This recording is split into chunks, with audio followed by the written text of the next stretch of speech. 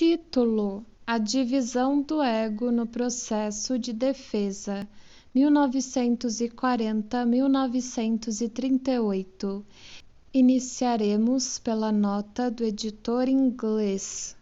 A presente tradução com o título alterado é versão consideravelmente corrigida da publicada em 1950. O manuscrito deste importante trabalho inacabado, publicado póstumamente, está datado de 2 de janeiro de 1938 e, segundo Ernest Jones, 1957, foi escrito no Natal de 1937. O artigo leva mais além do que antes a investigação do ego e seu comportamento em circunstâncias difíceis. 2 tópicos interrelacionados estão envolvidos, ambos os quais tinham ultimamente ocupado a mente de Freud: a noção do ato de rejeição, Verleumdung, e a noção do que esse ato resulta numa divisão, splitting, do ego. A rejeição foi geralmente debatida por Freud como o é aqui, em conexão com o complexo de castração. Surgiu, por exemplo, no artigo sobre a organização genital infantil, 1923, onde uma nota de rodapé do editor inglês fornece certo número de referências a outros aparecimentos do termo. Um destes é no breve estudo Fetichismo, 1927, do qual o presente artigo pode ser encarado como sequência, pois naquele estudo a divisão do ego consequente à rejeição foi enfatizada. Já se aludira a ela em Neuroses e Psicoses, 1924. Embora o presente artigo, por alguma razão inexplicada, tenha sido deixado inacabado por Freud, ele retoma seu tema um pouco mais tarde, nas 2 ou 3 últimas páginas do capítulo 8 de seu esboço de psicanálise, 1940-1938. Aí, contudo, estende a aplicação da ideia de uma divisão de ego para além dos casos de fetichismo e das psicoses, as neuroses em geral. Dessa maneira, o tópico vincula-se à questão mais ampla da alteração do ego, invariavelmente ocasionada pelos processos de defesa. Isso, mais uma vez, era algo com que Freud lidara recentemente em seu artigo técnico sobre análise terminável e interminável, 1937c, especialmente na seção 5, mas que nos conduz de volta a tempos bastante iniciais, ao segundo artigo sobre as neuropsicoses de defesa, 1896p, e o ainda mais inicial rascunho K da correspondência com Flies, 1950a. Agora iniciaremos o texto: A divisão do ego no processo de defesa. Encontro-me, por um momento, na interessante posição de não saber se o que tenho a dizer deve ser encarado como há muito tempo conhecido ou como algo inteiramente novo e enigmático. Estou, porém, inclinado a pensar que é este último. Acabei por ficar impressionado pelo fato de que o ego de uma pessoa a quem conhecemos como paciente em análise, deve, dezenas de anos atrás, quando era jovem, ter se comportado de maneira notável em certas situações específicas de pressão. Podemos designar em termos gerais e um tanto vagos as condições nas quais isso sucede, dizendo que ocorre sob a influência de um trauma psíquico. Prefiro selecionar um caso especial, isolado e nitidamente definido, ainda que ele certamente não abranja todos os modos possíveis de causação.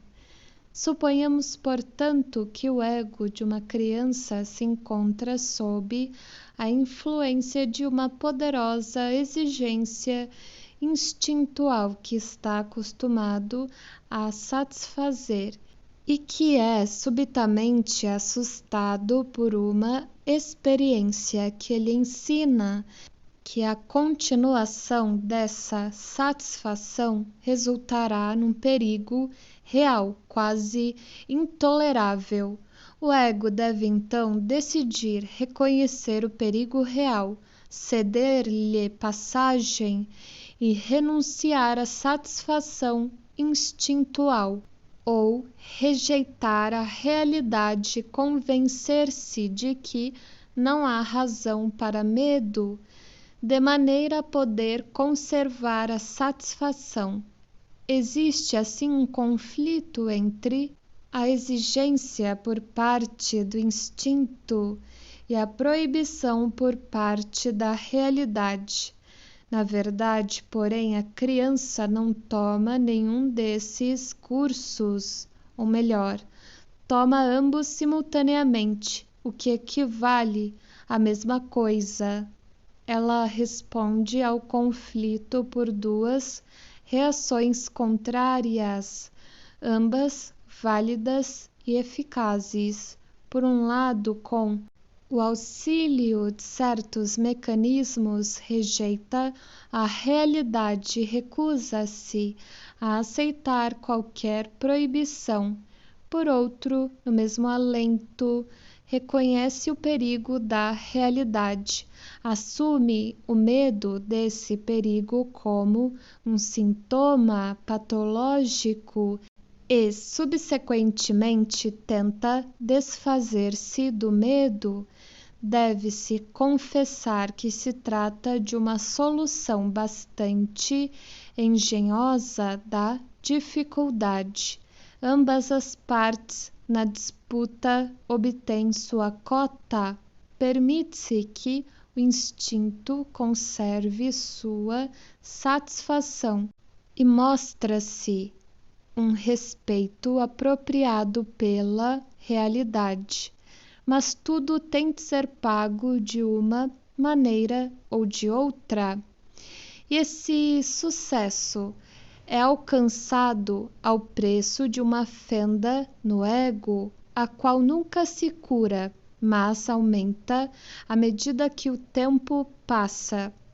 As duas reações contrárias ao conflito persistem como ponto central de uma divisão, splitting do ego.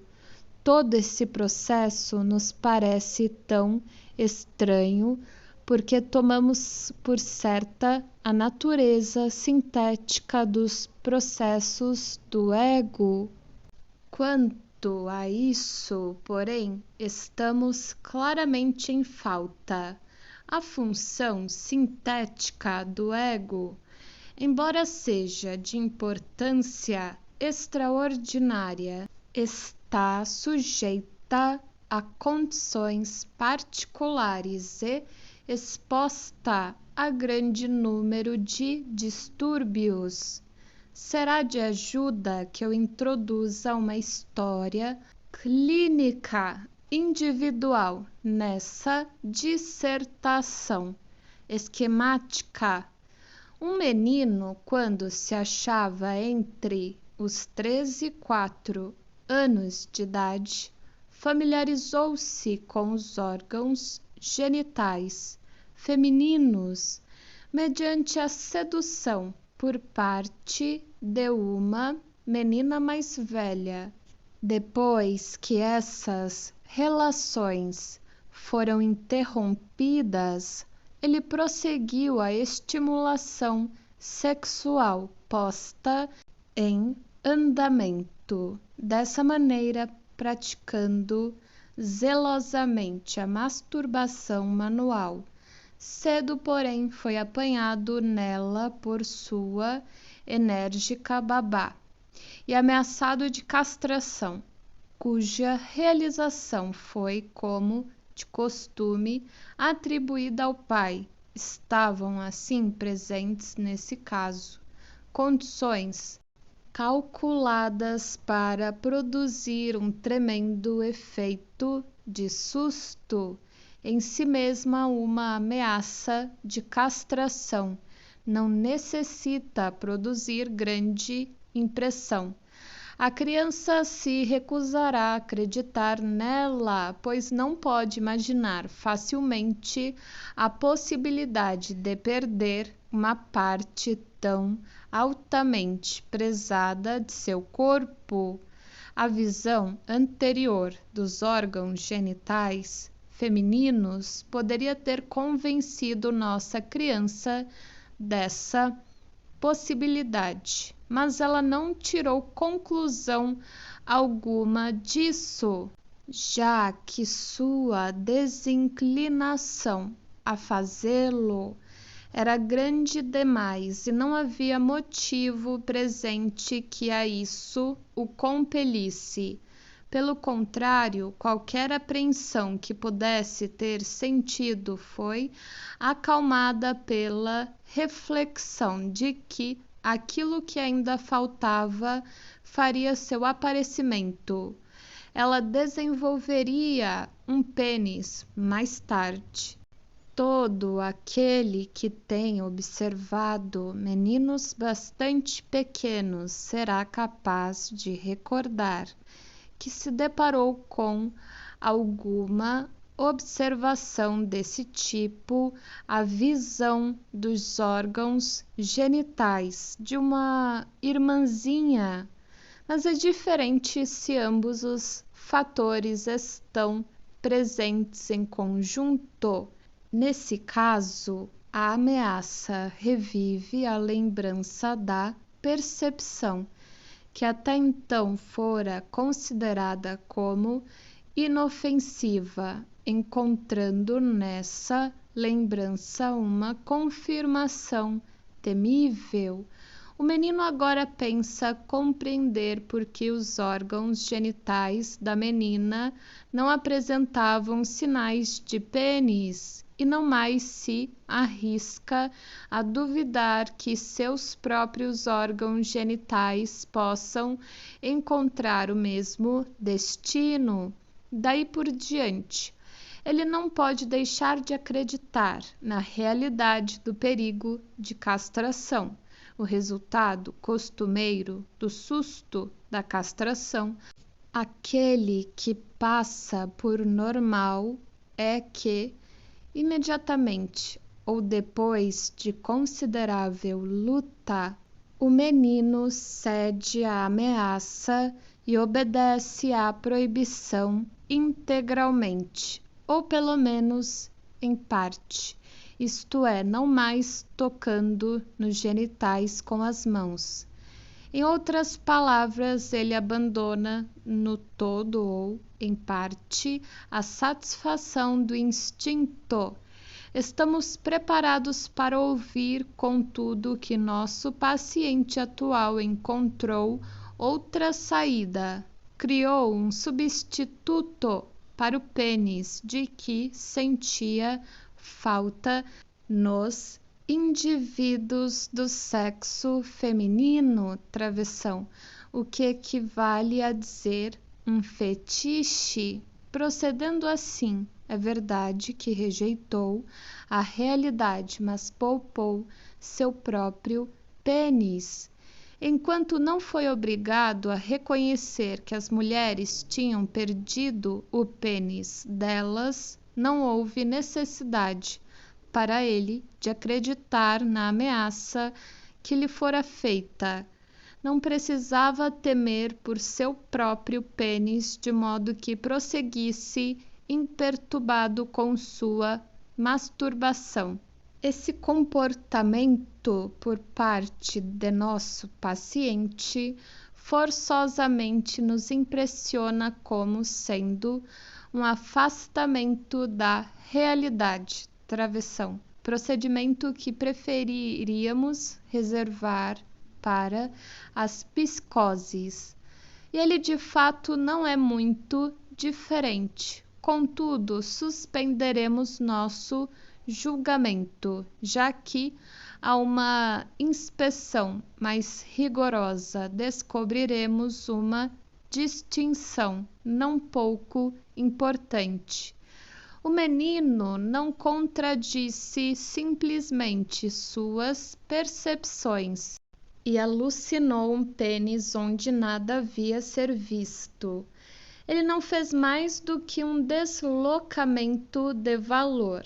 Travessão. Transferiu a importância do pênis para outra parte do corpo, procedimento em que foi auxiliado pelo mecanismo de regressão, de uma maneira que não precisa ser explicada aqui. Esse deslocamento, é verdade, relacionou-se apenas ao corpo feminino com referência a seu próprio pênis, nada se modificou. Essa maneira de lidar com a realidade, que quase merece ser descrita como astuta, foi decisiva quanto ao comportamento prático do menino. Ele continuou com sua masturbação, como se esta não implicasse perigo para o seu pênis. Ao mesmo tempo, porém, em completa contradição com sua aparente audácia ou indiferença, desenvolveu um sintoma que demonstrava que, todavia, reconhecia o perigo. Ele fora ameaçado de ser castrado pelo pai e, imediatamente após, de modo simultâneo, a criação de seu fetiche, desenvolveu um intenso medo de que o pai o punisse, medo que exigiu toda a força de sua masculinidade para ser dominado e supercompensado. Também esse medo do pai silenciava sobre o tema da castração. Pela ajuda da regressão à fase oral, assumia a forma de um medo de ser comido pelo pai. Nesse ponto, é impossível esquecer um primitivo fragmento da mitologia grega que nos conta como Cronos, o velho Deus Pai, engoliu os filhos e procurou engolir seus filhos mais novos. Zeus, tal como os restantes, e como Zeus, foi salvo pela habilidade de sua mãe, que posteriormente castrou o pai. Contudo, temos de retornar à nossa história clínica e acrescentar que o menino produziu ainda outro sintoma leve, embora, o qual ele reteve até o dia de hoje. Tratava-se de uma suscetibilidade ansiosa contra o fato de qualquer de seus dedinhos do pé ser tocado, como se em todo vai-vem entre rejeição e reconhecimento fosse todavia castração que encontrasse a expressão mais clara